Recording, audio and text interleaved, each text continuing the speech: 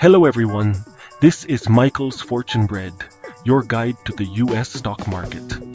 Welcome to my channel, and please subscribe if you're new here. Recently, Google's quantum chip has been very popular. Some say this could be an opportunity 10 times bigger than AI, so I want to talk about it today. Google's quantum chip is called Willow, which has achieved 105 qubits in total. Even Elon Musk expressed his amazement at this. Google claims it has solved a major problem that has been a challenge for 30 years, using more qubits to significantly reduce errors, and its computing power is incredibly strong. It completed a benchmark test in less than 5 minutes, which would take a traditional computer 10 to the power of 25 years to achieve, longer than the age of the universe. So Willow's computing power is indeed exaggerated. My view on new technologies is always to trust the power of technology but maintain a spirit of skepticism. History has repeatedly shown that the capital market is never short of hypes, and many people lose money because they are swayed by these hypes. So skepticism is always needed. Although many media headlines are very sensational, calling this a cosmic breakthrough and predicting that Bitcoin could be mined completely, many people have no concept of quantum computing. However, the capital market reacted quickly, partly due to Elon Musk. Google's stock price soared and Bitcoin's price fell significantly, so I did some research. Simply put, ordinary computers use 0 and 1 to store data. For example, in a 2-bit register, we can store one of 4 binary numbers. The strength of quantum bits is that they can store the superposition of these 4 binary numbers simultaneously. Therefore, its computing power is much stronger than traditional computers, or you can say quantum computers are a higher dimensional existence. However, there's a side note. Some say our brains might be quantum computers too, because they also have this superposition characteristic.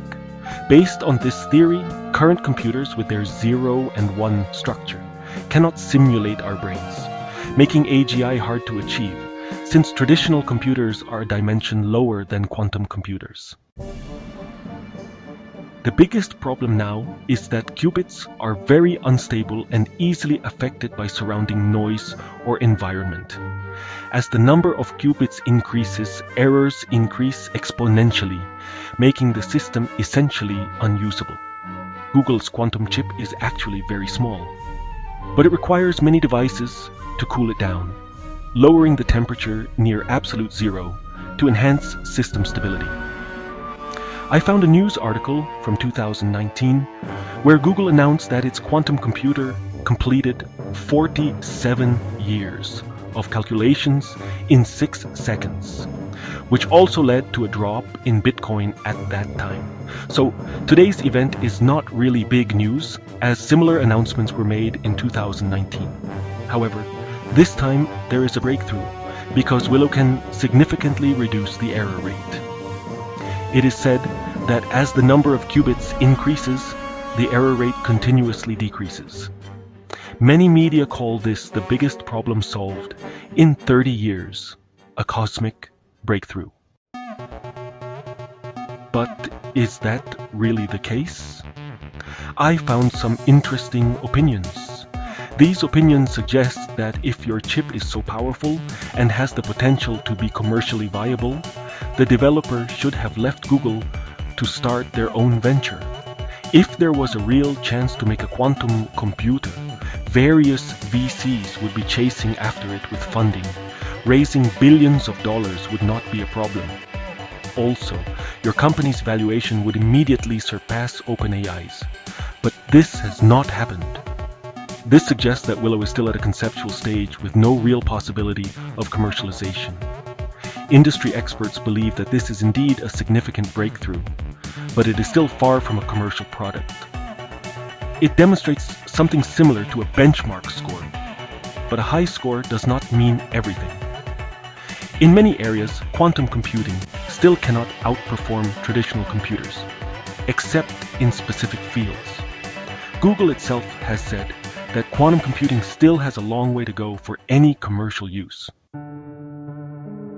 My personal opinion is that we've been talking about quantum computers for many, many years now, much like the so-called controlled nuclear fusion.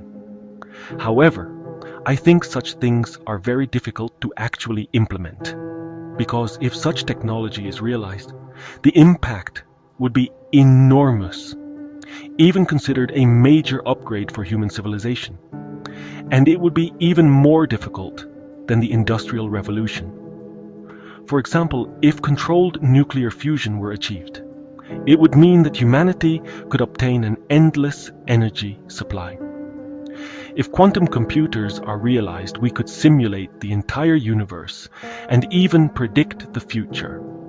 I think such things are undoubtedly challenging, and my conclusion is that it is still in the stage of conceptual hype, far from being a real product. Speaking of specific stocks, Google is currently the leader in this direction, and its stock price has reached a new historical high. Google is one of my major holdings, and I've held it for quite some time. Although its stock price has recently risen, objectively speaking, the quantum chip is still just a concept. It may not have any substantial impact on the company's performance for a long time. As for Google stock, its current market value is over $2.3 trillion. The price-to-sales ratio is 7.07 times.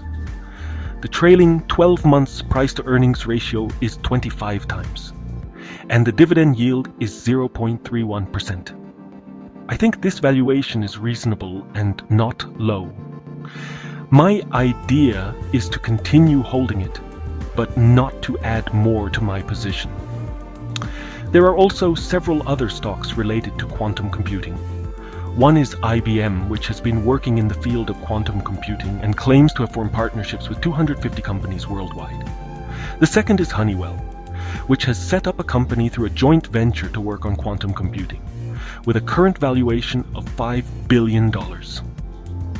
The third stock is IonQ, which claims to be a pure quantum computing company and went public in 2021 through a merger, claiming to be the first quantum computing stock.